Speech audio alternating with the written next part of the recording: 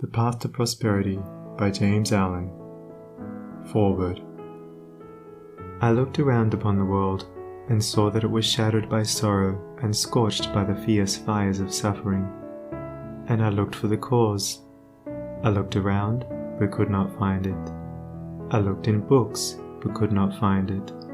I looked within, and found there both the cause and the self-made nature of that cause. I looked again, and deeper, and found the remedy. I found one law, the law of love, one life, the life of adjustment to that law, one truth, the truth of a conquered mind and a quiet and obedient heart. And I dreamed of writing a book which should help men and women, whether rich or poor, learned or unlearned, worldly or unworldly, to find within themselves the source of all success, all happiness, all accomplishment, all truth. And the dream remained with me, and at last became substantial, and now I send it forth into the world on its mission of healing and blessedness, knowing that it cannot fail to reach the homes and hearts of those who are waiting and ready to receive it. James Allen. Chapter 1. The Lesson of Evil. Unrest and pain and sorrow are the shadows of life. There is no heart in all the world that has not felt the sting of pain. No mind has not been tossed upon the dark waters of trouble. No eye that has not wept the hot blinding tears of unspeakable anguish. There is no household where the great destroyers, disease and death, have not entered, severing heart from heart, and casting over all the dark pall of sorrow. In the strong and apparently indestructible meshes of evil, all are more or less fast caught, and pain, unhappiness, and misfortune wait upon mankind. With the object of escaping or in some way mitigating this overshadowing gloom, men and women rush blindly into innumerable devices, pathways by which they fondly hope to enter into a happiness which will not pass away. Such are the drunkard and the harlot, who revel in sensual excitements. Such is the exclusive aesthete, who shuts himself out from the sorrows of the world, and surrounds himself with innovating luxuries. Such is he who thirsts for wealth or fame, and subordinates all things to the achievement of that object. And such are they who seek consolidation in the performance of religious rites. And to all the happiness sought seems to come, and the soul, for a time, is lulled into a sweet security and an intoxicating forgetfulness of the existence of evil.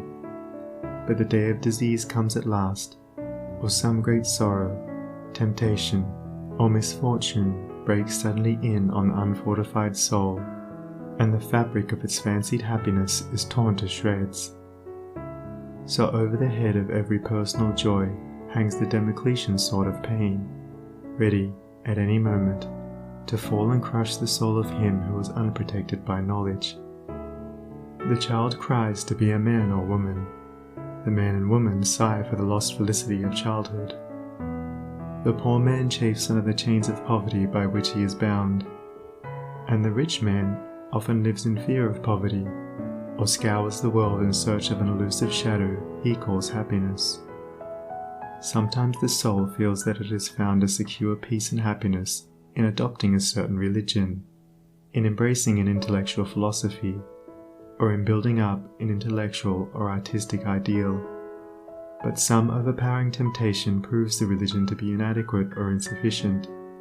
The theoretical philosophy is found to be a useless prop, or in a moment, the idealistic statue upon which the devotee has for years been laboring is shattered into fragments at his feet. Is there, then, no way of escape from pain and sorrow? Are there no means by which bonds of evil may be broken? Is permanent happiness, secure prosperity, and abiding peace a foolish dream? No, there is a way, and I speak it with gladness, by which evil can be slain forever. There is a process by which disease, poverty, or any adverse condition or circumstance can be put on one side, never to return.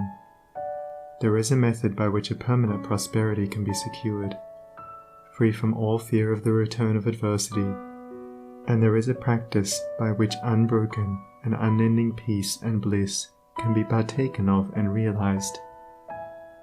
And the beginning of the way which leads to this glorious realization is the acquirement of a right understanding of the nature of evil. It is not sufficient to deny or ignore evil. It must be understood. It is not enough to pray to God to remove the evil. You must find out why it is there and what lesson it has for you. It is of no avail to fret and fume and chafe at the chains which bind you. You must know why and how you are bound. Therefore, reader, you must get outside yourself and must begin to examine and understand yourself.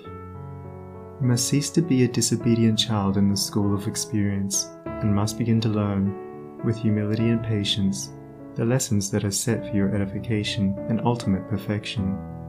For evil, when rightly understood, is found to be not an unlimited power or principle in the universe, but a passing phase of human experience, and it therefore becomes a teacher to those who are willing to learn.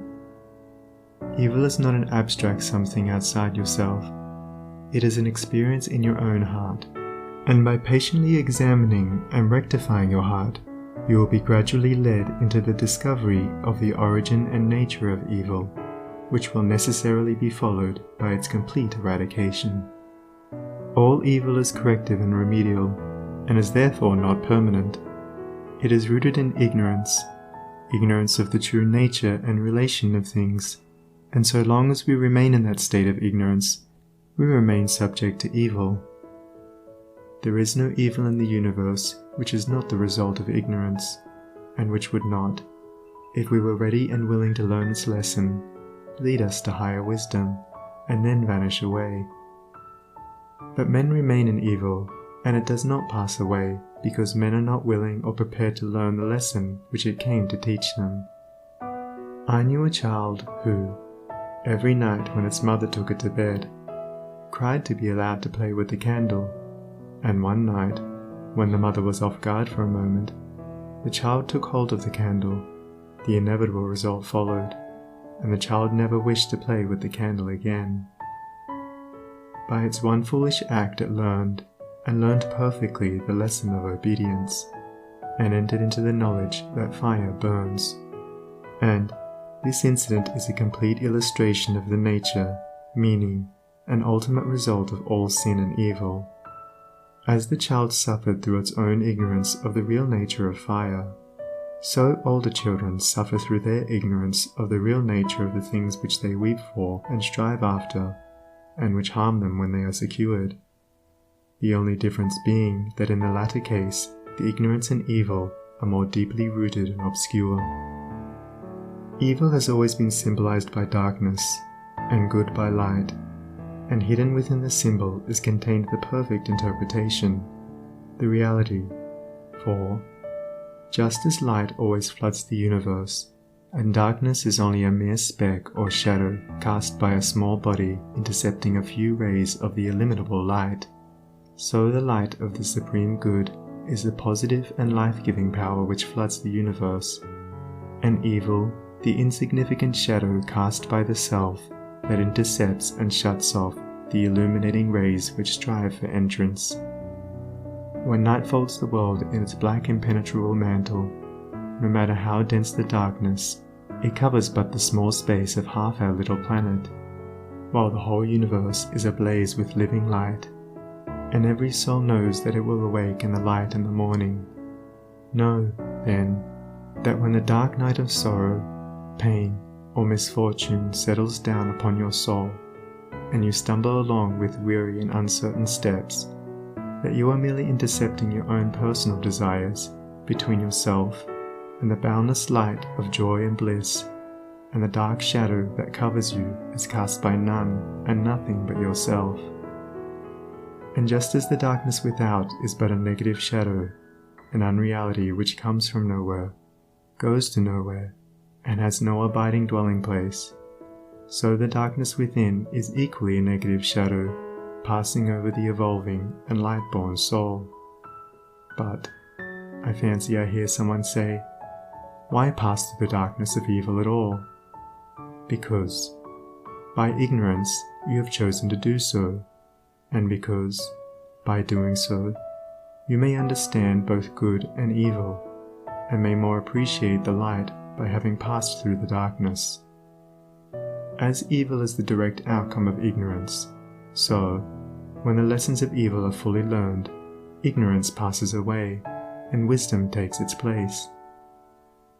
But as a disobedient child refuses to learn its lessons at school, so it is possible to refuse to learn the lessons of experience, and thus remain in continual darkness, and to suffer continually recurring punishments in the form of disease, disappointment, and sorrow.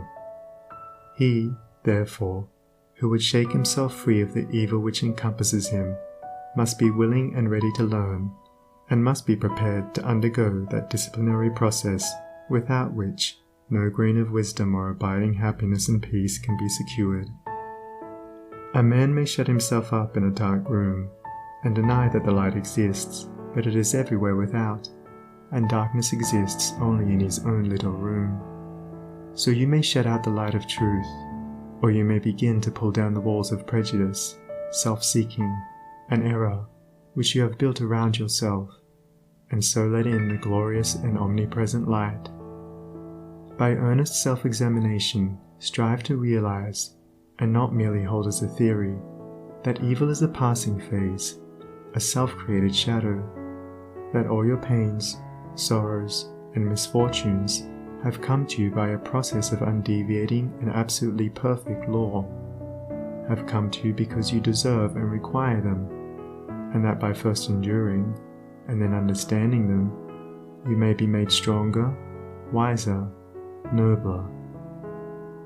When you have fully entered into this realization, you will be in a position to mold your own circumstances, to transmute all evil into good, and to weave, with a master hand, the fabric of your destiny.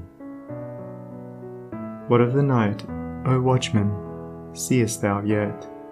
The glimmering dawn upon the mountain heights, the golden herald of the light of lights. Are his fair feet upon the hilltop set? Cometh he yet to chase away the gloom, and with it all the demons of the night? Strike yet his darting rays upon thy sight? Hearest thou his voice, the sound of error's doom? The morning cometh, lover of the light. Even now he gilds with gold the mountain's brow. Dimly I see the path whereon even now his shining feet are set toward the night. Darkness shall pass away, and all the things that love the darkness and that hate the light shall disappear forever with the night. Rejoice, for thus the speeding herald sings. End of foreword in Chapter 1. Recording by Sunny Abdullah.